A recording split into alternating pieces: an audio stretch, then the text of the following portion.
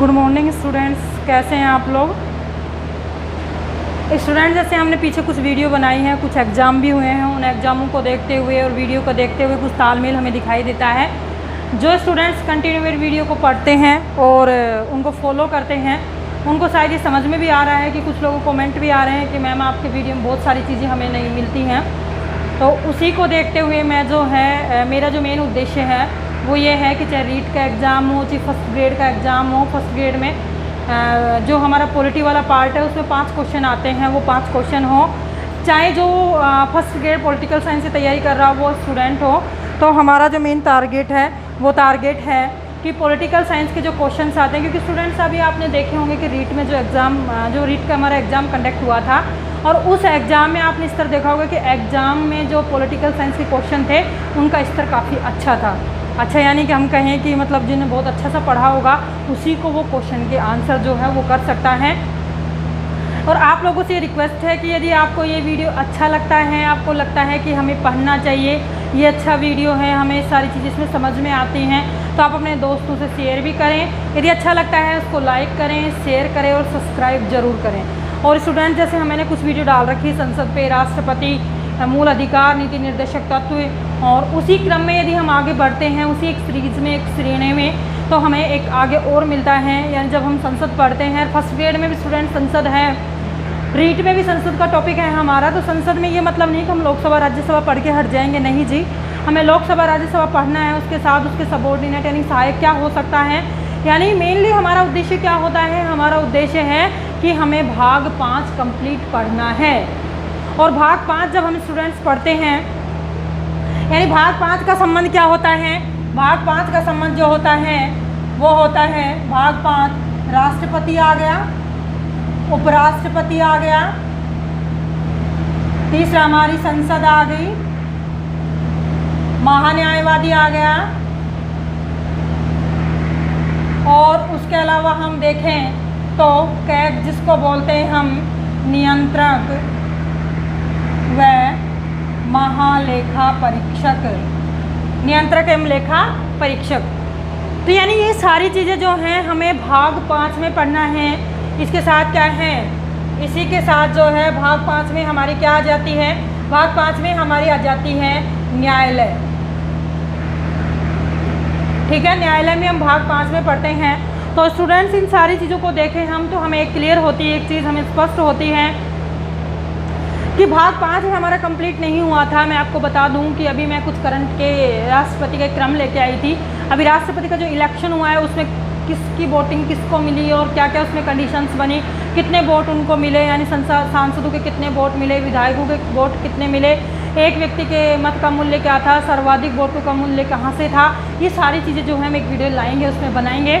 लेकिन आज का जो हमारा टॉपिक है वो स्टूडेंट हमारा टॉपिक है कैग। कैग मतलब नियंत्रक एवं महालेखा परीक्षक। यानी हमारा जो आज का टॉपिक है वो है स्टूडेंट्स नियंत्रक एवं महालेखा परीक्षक, जिसे हम कहते हैं कैग। अब ये है मतलब कैग यानी नियंत्रण महालेखा परीक्षक। तो ये कहाँ है हमारे संविधान में, इसका कहाँ पे जुड़ाव है। तो नियंत्रण महालेखा परीक्षक यदि हम देखते हैं तो नियंत्रण महालेखा परीक्षक जो है वो हमें हमारे संविधान के भाग 5 में दिखाई देता है। यानी संविधान के भाग 5 में क्या है, संविधान के 5 भाग में हमारे जो हमें मिलता है वो जो है वो कैग का भी विवेचन हमें मिलता है। और क्या मिलता है, यानी अनुच्छेद यदि हम देखें कैग से संबंधित कई बार पूछ लिया जाता है, तो नियंत्रण महालेखा परीक्षक से संबंधित अनुच्छेद यदि हम देखते हैं तो अनुच्छेद 148 से लेके 151 तक जो है वो नियंत्रण महालेखा परीक्षक से संबंधित है। यानी हमारा जो है 48 से लेके 151 तक का जो है वो नियंत्रण महालेखा परीक्षक से संबंधित है। उसके बाद यदि हम स्टूडेंट्स देखते हैं कि नियंत्रण महालेखा परीक्षक का संबंध किससे है, क्या है, तो यदि हम देखते हैं सही में ही तो ये लेखा परीक्षण एवं लेखा विभाग कि जो हमारे पैसों का जो मामला होता है, जो पैसों का विभाग होता है, लेखा परीक्षक का जो कार्य होता है कि जो जितना भी हमारे लेखे का कार्य किया जाता है वित्त से रिलेवेंट, लोक वित्त से संबंधित, उसको बोलते हैं हम कौन सा विभाग होता है, लेखा परीक्षण या लेखा विभाग। अब स्टूडेंट्स बात आती है कि लोक वित्तीय संरक्षण और नियंत्रण जो है, यानी लोक का जो वित्तीय हमारा वो है उसका संरक्षक और नियंत्रक किसको माना जाता है? इसका संरक्षक और नियंत्रक जो हैं वो हम मानते हैं किसको? कैग को। यानी नियंत्रण महालेखा परीक्षक को यदि हम भाषा में एक वर्ड में बोलें तो भाग 5 अनुच्छेद 148 से लेकर 151 तक। और हमारे क्या है, लोक जो वित्तीय सार्वजनिक हमारा जो वित्तीय होता है उसका संरक्षक और नियंत्रक हम इसे कह सकते हैं। अब बात आता है कि संविधान के अकॉर्डिंग, क्योंकि जब इसमें जब कार्य करता है कैग तो हमारे को ये मालूम चलेगा कि हमारे संविधान में उल्लेख है इसका भाग 5 में, तो संविधान के अकॉर्डिंग ही कार्य करेगा ये। तो इसका मतलब क्या हुआ? इसका मतलब हुआ कि संविधान के अनुसार जो हमारा कॉन्स्टिट्यूशन है उस कॉन्स्टिट्यूशन के अनुसार केंद्र व राज्य के संपूर्ण वित्तीय प्रशासन को ये क्या करता है? ये संभालता है। केंद्र और राज्य का जो हमारा वित्तीय प्रशासन है उसको क्या करता है? ये संपूर्ण वित्तीय प्रशासन को क्या करता है? ये संभालता है और ये देखता है कि कितना सही है कितना गलत, उसका लेखा जोखा ये तैयार करता है।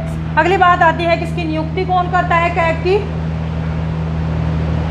तो स्टूडेंट, नियंत्रण महालेखा जो परीक्षक हमारा होता है वो नियंत्रण महालेखा परीक्षक की जो नियुक्ति है वो कौन करता है? राष्ट्रपति करता है। ठीक है, यानी नियंत्रण महालेखा परीक्षक की जो नियुक्ति करता है वो कौन करता है? राष्ट्रपति करता है।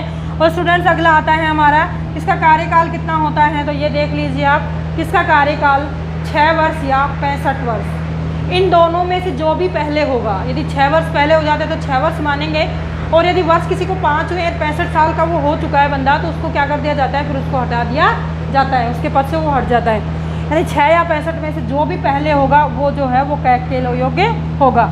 अगला जो है कि उसको पदच्युत या हटाया कैसे जाता है? तो कैग को जो है वो हटाता कौन है? वो हटाता तो राष्ट्रपति है, पर किस विधि से हटाता है राष्ट्रपति? वो हटाता है सर्वोच्च न्यायालय के न्यायाधीश को हटाने के लिए जो विधि प्रयोग में की जाती है, जिस रीति से उसे हटाया जाता है उसी रीति से जो है वो हमारा कैग जो है नियंत्रण महालेखा परीक्षक को हटाया जाता है। यानी मैं पुनः इस बात को बोलूँ कि हमारा जो कैग है, जो नियंत्रण महालेखा परीक्षक है, नियंत्रण महालेखा परीक्षक को जो है वो राष्ट्रपति सर्वोच्च न्यायालय के जो न्यायाधीश हैं उनको हटाने के लिए जिस रीति का प्रयोग किया जाता है उसी रीति से इसे हटाया जाता है। कौन सी रीति है? यानी संसद का विशेष बहुमत, संसद के सदस्यों का जो विशेष बहुमत होता है उसके द्वारा क्या होता है? सर्वोच्च न्यायालय के मुख्य न्यायाधीशों को हटाया जाता है, न्यायाधीशों को हटाया जाता है। और उसी नीति से यानी संसद के विशेष बहुमत से ही जो है स्टूडेंट से किसको हटाया जाता है? नियंत्रण महालेखा परीक्षक। यानी कि हमें लेखा परीक्षण और लेखा विभाग से संबंधित जो भी हमारे कार्य हैं, यानी कि जो लोक वित्त जो हमारा है उसके संरक्षण और नियमों का जो कार्य करता है वो कार्य कौन करता है? हमारा कैग करता है।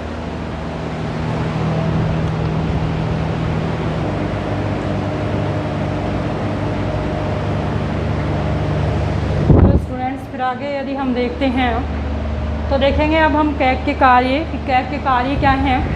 और स्टूडेंट्स, मैं आपको बता दूं कि मैंने पहले भी बता दिया था इसकी भूमिका के बारे में कि इसका मेन जो उद्देश्य है हमारे लेखाओं के संबंध में जो है वो कंप्लीट रिपोर्ट ये देखती है, यानी लोक वित्तीय पर क्या करती है? नियंत्रण रखती है और उसको सुरक्षित रखती है। जो हमारे पैसे हैं उनके ऊपर ये पूरा इनकी जो है निगरानी रखती है। ये वैसे क्या क्या कार्य हैं, कैसे कैसे, तो इम्पोर्टेंट कार्य पे हम ही चर्चा करेंगे। तो पहला कार्य क्या है इसका? इसकी शक्ति और कार्य जो हैं वो हमारे आर्टिकल 149, 150, 151 इन तीनों में ही दिए गए हैं। यानी कुछ 149 में है, 150 में है और 151 में है। यदि फर्स्ट हम बात करते हैं तो भारत की जो संचित निधि है, पढ़ेंगे जब हम हमारे जो वित्त की व्यवस्था पढ़ेंगे, जिसमें संचित निधि भी आकस्मिक निधि, 2 प्रकार की निधियाँ होती हैं हमारी, जिसमें हमारा धन जो पैसा आता है गवर्नमेंट का वो जमा होता है। तो संचित निधि है और राज्यों की एक संचित निधि होती है। और वे से संबंधित जो सभी हमारे लेखा होते हैं उनका लेखा परीक्षण ये करता है। क्या करता है कि भारत की संचित निधि, साथ में क्या है हमारे राज्यों की संचित निधि, साथ में क्या करती है? वे से संबंधित सभी जो हमारे लेखाएं हो लेख जो हमारे लेखाएं जो होते हैं, लेखा जोखा होता है, उन लेखाओं का परीक्षण ये करता है। उसके अलावा यदि राष्ट्रपति और राज्यपाल से कोई निवेदन करे कि किसी भी जो अन्य प्राधिकरण है उसके लेखाओं का लेखा परीक्षण करना है तो ये करता है। यानी कि एक संचित निधि का तो करता ही है, दोनों के केंद्र राज्य की सारी व्यय से संबंध में लेखाओं का परीक्षण करता है। और यदि ये राष्ट्रपति और राज्यपाल के निवेदन यदि करते हैं कि तुझे किसी अन्य प्राधिकरण का भी परीक्षण करना, लेखाओं का परीक्षण करना है, तो वो भी परीक्षण ये करता है। राष्ट्रपति को सलाह देता है कि केंद्र और राज्यों के मध्य जो है वो कितना जो है वो लेखा का प्रारूप कैसे किया जाए, उनके कितना व्यय दिया जाए और उसका लेखा का जो प्रारूप है वो कैसे हो। यानी कि क्या करता है कि राष्ट्रपति को सलाह देता है कि केंद्र और राज्यों के मध्य जो लेखा जोखा किया जाता है, उस लेखा जोखा का जो प्रारूप है वो प्रारूप भी इसके द्वारा ही रखा जाता है, जो कि बाद में किस पे रखा जाता है, संसद में रखा जाता है, संसद के पटल पे रखा जाता है। और यदि हम राज्य की बात करें तो ये राज्य के पटल पे भी यानी कि विधानसभा के पटल पर भी रखा जाता है। यानी यदि हम केंद्र की बात करें तो राष्ट्रपति को इसका प्रारूप देता है, इसकी वो देता है। इसके अलावा जो है कि केंद्र के जो लेखा हैं उनकी रिपोर्ट, यानी केंद्र सरकार के जो भी लेखा होते हैं उनकी जो रिपोर्ट बनती है वो रिपोर्ट स्टूडेंट्स कैग जो है वो राष्ट्रपति को सौंपता है और राष्ट्रपति के माध्यम से ही उसे जो है संसद के पटल पर रखा जाता है। अगला है कि जो राज्य सरकार है हमारी, राज्य सरकार होगा तो राज्यपाल होगा, कि राज्यपाल जो हैं हमारे वो राज्यपाल जो हैं वो राज्यों के संबंध में राज्यपाल को सौंपता है सारी रिपोर्ट, और वो क्या करते हैं हमारी विधानसभा के पटल पर रखते हैं। इसके अलावा क्या है कि वह लोक लेखा समिति का कि क्या है ये लोक लेखा समिति जो आपने सुनी होगी, हमारी लोक लेखा समिति है, प्राकलन समितियां हैं और सार्वजनिक उपक्रम समितियां, हम पढ़ेंगे समितियां भी। तो यानी हमारी लोक लेखा जो समिति है उसका क्या है, एक मित्र है, मार्गदर्शक है और शायद ही उसको क्या करता है, ये गाइड करता है। यानी कि उसका मित्र भी है, ये मार्गदर्शक भी है और उसको वो गाइड भी देता है। यानी कि ये कुछ जो है हमारे जो हैं कैग के कार्य हैं, हम दोबारा एक बार रिपीट कर लेते हैं। यानी 49, 50 और 51, 100 में जो है उसकी शक्तियाँ और कार्य दिए गए स्टूडेंट्स। पहला है कि वो संचित निधि चाहे केंद्र की हो चाहे राज्य के हो, व्यय से संबंधित जो भी लेखा होता है उन लेखाओं का परीक्षण करता है। दूसरा है कि राष्ट्रपति और राज्यपाल के निवेदन पर किसी भी अन्य प्राधिकरण के लेखाओं का लेखा परीक्षण ये करता है। उसके अलावा राष्ट्रपति को सलाह देता है कि केंद्र राज्य के में जो लेखा है वो किस प्रकार से किया जाए, उसका प्रारूप तैयार ये करता है। उसके अलावा जो हमारा लेखाओं की जो रिपोर्ट होती है केंद्र सरकार की या राज्य सरकार की, लेखाओं की जो रिपोर्ट होती है वो केंद्र सरकार की तो राष्ट्रपति को सौंपता है, और यदि हमारी राज्य सरकार की होती है तो वो राज्यपाल को सौंपता है। इसके अलावा मैं आपको बता दूं कि ये जो है ये लोक लेखा समिति जो हमारी है उस लोक लेखा समिति की क्या है, एक मित्र है, उसका मार्गदर्शक है और उसके लिए क्या है, एक गाइड के रूप में भी कार्य करता है।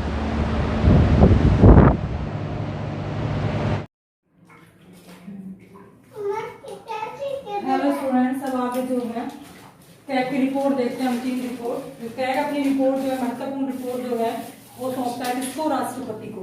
राष्ट्रपति को सौंपता है वो कौन सी रिपोर्ट है, कौन से प्रतिवेदन है जो उसको सौंपता है। तो पहला है विनियोग लेखा, विनियोग लेखा जो है वो राष्ट्रपति को सौंपता है। दूसरा है वित्तीय लेखा और तीसरा है सरकारी उपकरण। यानी 3 है स्टूडेंट्स, 3 है जो राष्ट्रपति को वो सौंपता है। पहला है विनिमय लेखा, वित्तीय लेखा और होता है सरकारी उपकरण। उसके बाद स्टूडेंट यदि हम बात करते हैं कि पॉल एच एप्पलबाई ने जो है नियंत्रण महालेखा परीक्षक पर एक अपनी रिपोर्ट दी थी और उस रिपोर्ट में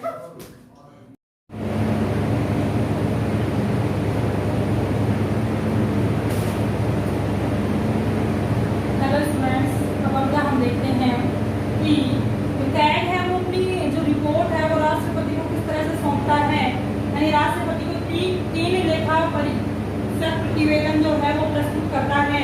इसमें एक विनियोग लेखा होता है, दूसरा जो हमारा होता है वो होता है वित्तीय लेखा और तीसरा जो हमारा लेखा होता है वो होता है सरकारी उपक्रम से संबंधित लेखा। इस तरह से स्टूडेंट यानी 3 लेखा जो होते हैं इनके विनिमय, वित्तीय और सरकारी उपक्रम से संबंधित लेखा। उसके बाद स्टूडेंट यदि हम देखते हैं कि जो कैग है इसकी भूमिका की आलोचना हुई है और इस आलोचना के लिए एक समिति बनाई गई थी।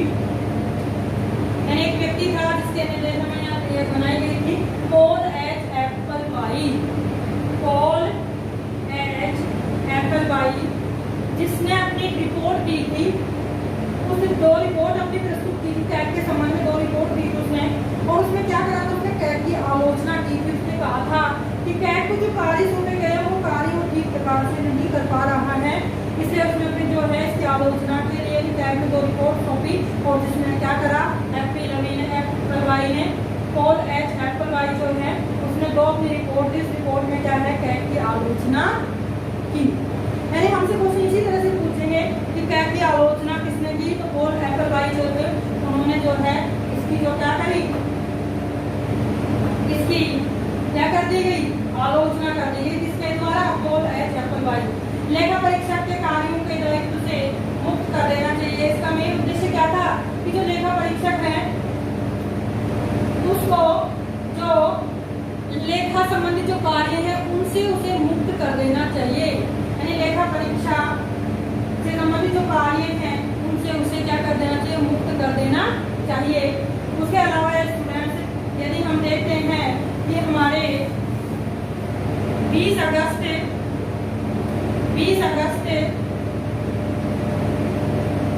2022 को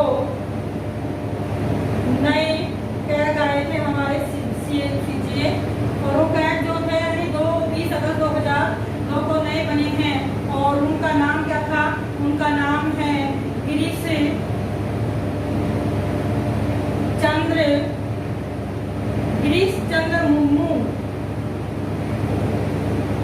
चंद्र मुर्मू जो हैं वो हमारे वर्तमान में क्या है, ये वर्तमान में हमारे कैग हैं। आपको ध्यान रखना है, इम्पोर्टेंट क्वेश्चन है कि गिरीश कुमार जो हैं वो वर्तमान में हमारे कैग हैं। और उन्होंने जो है 20 अगस्त 2020 को नया कैग बनाया गया था। गिरीश चंद्र मुर्मू वर्तमान में हमारे कैग हैं। और उससे पहले वो कश्मीर के उपराज्यपाल थे। जम्मू कश्मीर के क्या थे, मुर्मू उपराज्यपाल थे। तो आपको ध्यान रखना है, राष्ट्रपति के मुर्मू हो गए और हमारा जो कैग है वो भी कौन हो गया, मुर्मू हो गया। यानी गिरीश चंद्र मुर्मू जो है वो हमारे वर्तमान कैग हैं। तो स्टूडेंट्स यानी कि हमने जो कैग पे कुछ टॉपिक हैं जिन पे हमने चर्चा की है उन पे हमने फोकस किया है, और उस फोकस के साथ जो है हमने इसको कंप्लीट किया है। तो धन्यवाद आज के इस वीडियो के लिए। और ज़्यादा से ज़्यादा सब्सक्राइब करें, लाइक करें और शेयर करें और कमेंट जरूर करें ताकि मुझे मालूम चले कि आपको किस तरह की